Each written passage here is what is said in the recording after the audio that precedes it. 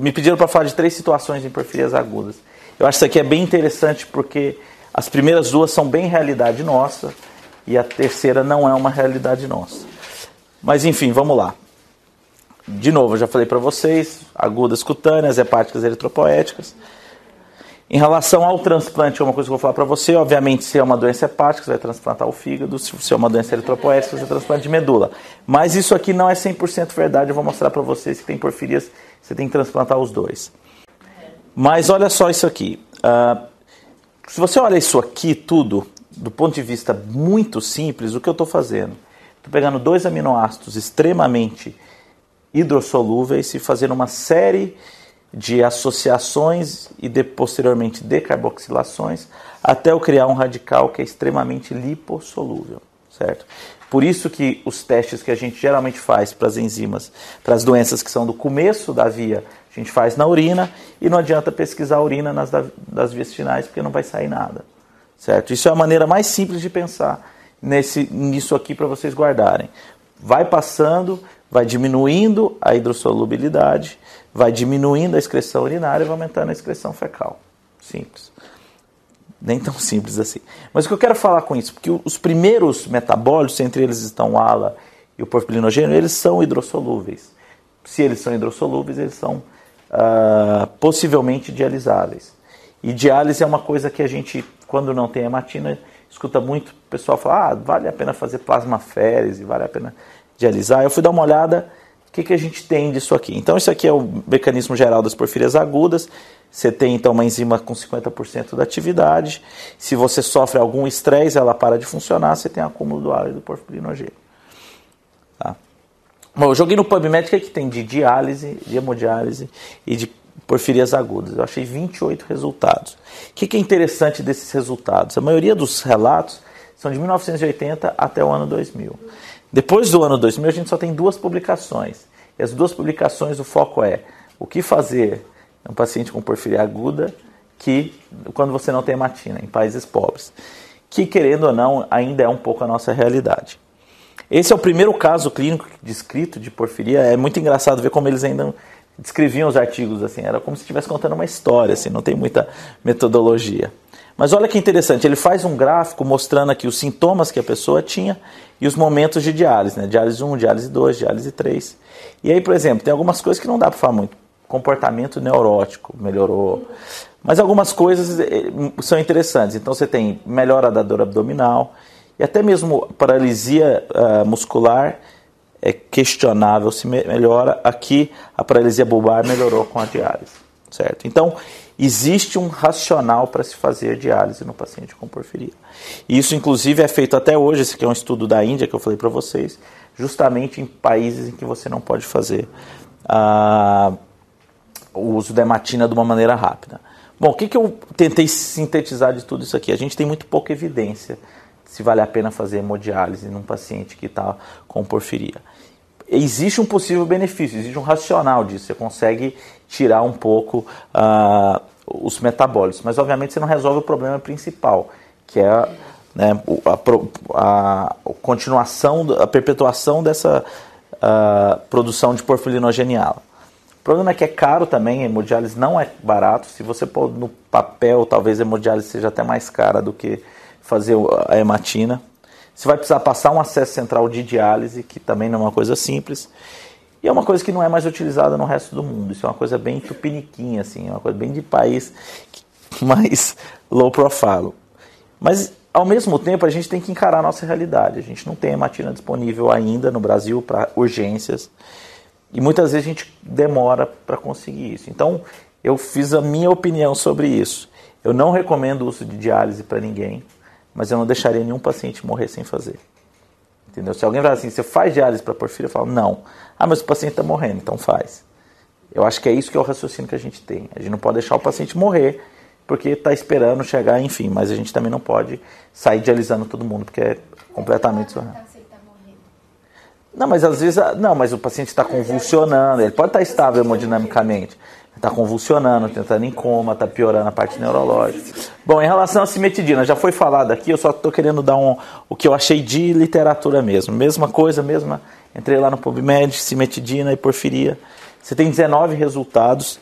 Interessantemente, 4 desses resultados são para porfirias cutâneas. Então tem inclusive relato de melhora de porfiria cutânea tarda e de protoporfiria eritropoética com cimetidina. X. Mas vamos entender um pouco disso aqui. Teoricamente, a cimetidina ela inibe o citocromo P450, isso então leva um menor consumo de M e, consequentemente, se você tem mais M, você tem um feedback negativo na alacintase. É mais ou menos esse o racional. Primeira vez que isso foi feito foi em 1987, foi do jeito que o Charles falou. É um paciente que está fora da crise, que conseguiu com a cimetidina não voltar em crise. E o que eles mostraram, na verdade, foi uma melhora bioquímica, não clínica, porque ele estava fora de crise. A gente tem muito pouca informação em relação a isso, a gente não sabe a dose. Tem gente que usa 200, tem gente que usa 400, eu já vi relato até de 800. A gente não sabe em relação à duração, faz na crise, faz contínuo, não tem nada disso. E a gente não sabe se isso é um tratamento ou se é uma profilaxia. É mais ou menos a mesma coisa que eu penso, eu não uso, praticamente nunca usei em nenhuma crise. Só quando é aquela situação de não tem mais o que fazer, aí eu já usei. Por quê? Porque os dados são muito fracos. Tá? É uma coisa que não causa dano nenhum, você pode colocar lá, mas você tem que ter a consciência que não é da glicose e da cimetidina que você resolveu o problema. Você tem que realmente correr atrás da hematina. Esse é o gráfico do primeiro trabalho, mostrando então, isso aqui são os sintomas clínicos e aqui o melhora bioquímica com o uso da cimetidina. Mas isso é um caso, a gente tem 19 casos devidamente documentados. Então, de novo, realmente o que eu falei para vocês é amplamente disponível. A experiência que eu tive foi o que o Charles falou também, não vi nenhuma resposta, todas as vezes que eu usei, não vi ninguém melhorar absolutamente nada com cimetidina. Mas se eu não tiver, eu vou dar cimetidina, porque quem não tem cão caça com gato. Então é isso mesmo, é justamente essa variabilidade que a gente não sabe. Interação medicamentosa. Exato. Eu pessoalmente não uso, mas se alguém tiver numa situação que não consegue, acho que vale a pena tentar.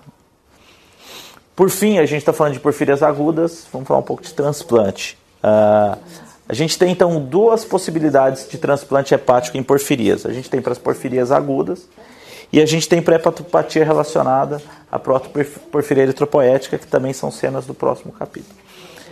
E aí eu fui dar uma olhada também em relação ao que a gente tem realmente de literatura em relação a transplante hepático. A gente tem 37 artigos relacionando porfirias agudas com transplante hepático. Mas o que chama a atenção é que, ao contrário de tudo isso que eu falei para vocês, vem aumentando o número de citações com o tempo, ao contrário das outras que vem decaindo. O primeiro transplante descrito é de 1992, que aí era a exceção da exceção. Era uma criança com porfiria por ala D e que acabou fazendo um transplante. Então, realmente, tinha que publicar. Mas o primeiro realmente trabalho, bem documentado, tudo saiu no Lancet, é 94 aqui, eu falei errado, tá? Que é mostrando que era uma cura para porfiria intermitente. Tá? E o que eles... Esse aqui, que esse aqui era uma criança com ALAD, que é uma forma bem mais grave e forma mais rara. Para porfiria aguda intermitente, aqui não, aqui era uma 19 anos de idade. Tá? E o que eles mostram, isso aqui é em horas, olha, é impressionante mesmo, ó, 12 horas, 1 hora antes... Esse era paciente brasileiro, né? Não. Esse aqui é o United Kingdom.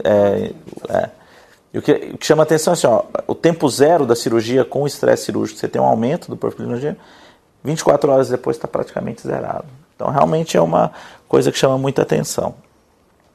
A gente tem porfiria para outros tipos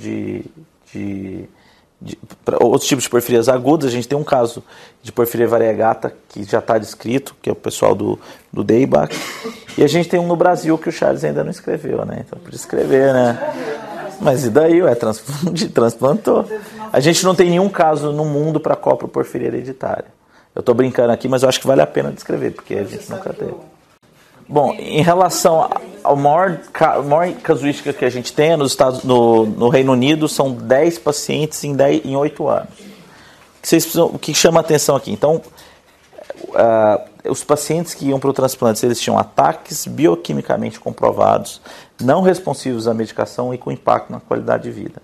Isso aqui não é a nossa realidade, nossos ataques não são bioquimicamente comprovados, a gente não tem medicação para fazer constantemente, e a gente não tem, enfim, o que a gente tem é mais um olhômetro para ver que paciente que está indo mal. Tem alguns pacientes que claramente estão indo muito mal, que foi o caso daquele paciente.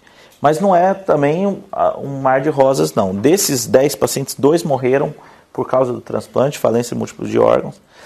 E o que chamou a atenção, uma alta incidência de uma complicação chamada trombose da artéria hepática. Desses 8 que viveram, 4 tiveram trombose da artéria hepática, sendo que 1 teve que retransplantar o fígado. Então isso aqui não é tecnicamente um transplante tão simples assim. Bom, isso aqui é mostrando bioquimicamente antes do transplante e depois do transplante. Isso é cura desses pacientes. Ponto final. Você troca uma doença por outra. Exatamente, você troca uma doença.